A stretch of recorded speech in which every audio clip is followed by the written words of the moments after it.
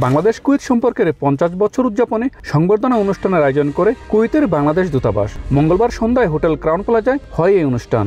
বাংলাদেশের রাষ্ট্রদূত major general অবসরপ্রাপ্ত মোহাম্মদ আশিকুজ্জামান এবং দূতাবাসের অন্যান্য কর্মকর্তা ও অতিথিরা উপস্থিত ছিলেন। সংবর্ধনা অনুষ্ঠানে প্রধান অতিথি ছিলেন কুয়েতের মন্ত্রী শেখ ফিরাজ সৌদ আল মালিক আল সাবা। এছাড়া বিভিন্ন দেশের রাষ্ট্রদূত ও কূটনীতিক সহ দেশি বিদেশি 400 জনেরও বেশি অতিথি উপস্থিত ছিলেন।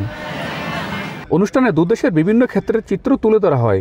বাংলাদেশকে অভিবাদন জানানোর পাশাপাশি অনুষ্ঠান উপভোগ করেন অতিথিরা। This is an excellent event celebrating 50 years of great relationship between Kuwait and Bangladesh. Bangladesh দূতাবাস যে অনুষ্ঠানের আয়োজন করেছে তা দেখতে এসেছি। অনেক সুন্দর আয়োজন, তাদের জন্য শুভকামনা রইল। বাংলাদেশ দূতাবাসকে আন্তরিক ধন্যবাদ জানাই আমাকে আমন্ত্রণ জানানোর জন্য।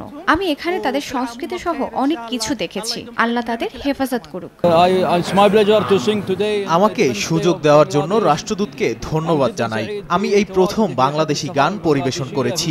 আজকে আমরা এই 50 বছর পূর্তি উপলক্ষে আমাদের বিশাল একটা মাইল ফলো। কুয়েত আমাদের একটা বন্ধুপ্রতিম দেশ। কুয়েত সবসময় আমাদের বিপদ আপদের সাথে দাঁড়িয়েছে।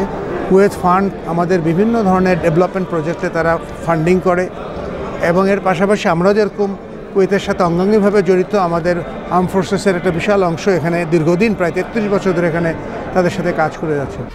1, 2, 3 ঢাকায় জমি জিতে নিন 100% ক্যাশব্যাক সহ 20 কোটি টাকার পুরস্কার।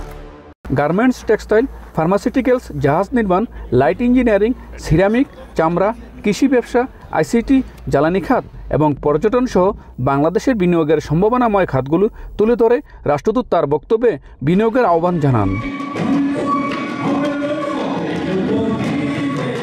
মঈন সুমন, সময় সংবাদ, কুয়েত।